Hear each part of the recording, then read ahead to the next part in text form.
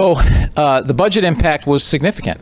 We lost about $7.5 million in revenue. So that was a huge impact.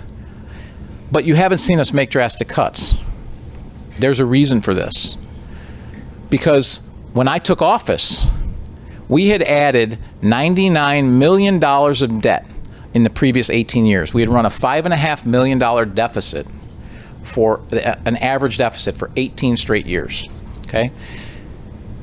Moving forward, the first time I saw the budget projections, we were projected to go from our 30% reserve that we had in the fund, we were projected, and we want to keep 25%, we were projected by the end of that, by 2022, to have used all of those reserves, and we would have zero, we'd actually be negative, we'd actually be borrowing to fund our operating expenses. When I saw that, I said, we have to take action right away, right now.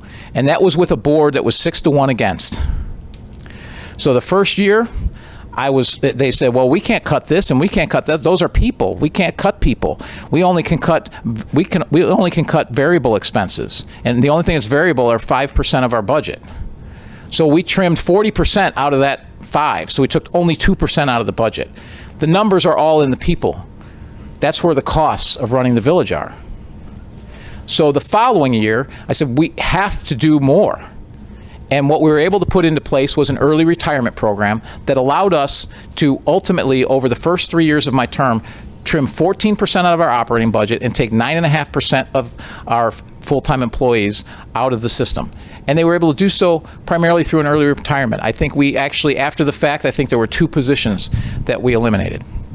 Everyone else had the opportunity to early retire, and that's how we reduced the force and reduced our expenses. But doing so put us in a position where our reserves now are 30%. Instead of running out of our reserves, we still have our reserves. Because we had our reserves, and because the other thing that we did during that time frame is we took $37 million of debt off our books. So, and I take that back. We took more than 37 million. We took 44 million off our books in the first 3 years. We actually used some of that debt capacity in the last year. Why? Because that debt is used to fix roads, fix parks, all the things we were behind on. If we didn't do that, we just have to do it again next year, and it would just kick that down the road and get more expensive. We borrow at, one of our bonds is at 2.2%, one of them's at 1.5%. At that rate, prices for fixing roads and parks goes up more than that every year. So we're much better off fixing them on a regular schedule like we did than to do something drastic. So the first conversation I had with our village manager after COVID hit was, he was ready to cut everything because we knew how bad things were. I said, let's cut what we can that makes sense, but let's not cut our capital program, and let's keep our operations going, because people need normalcy and they need to see us doing things, and we can't stop servicing our parks. We can't stop fixing potholes. We can't stop doing that.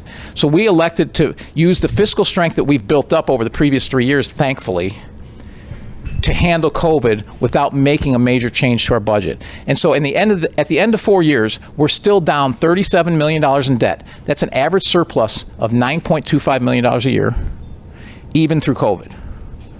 We've doubled our spending on roads and parks, and we've kept our services. As one person said in one of these events that I had that wasn't televised, said, I hear about all these cuts, but I really haven't noticed a change in services. Exactly. Because we had the opportunity to do things smarter and more efficiently.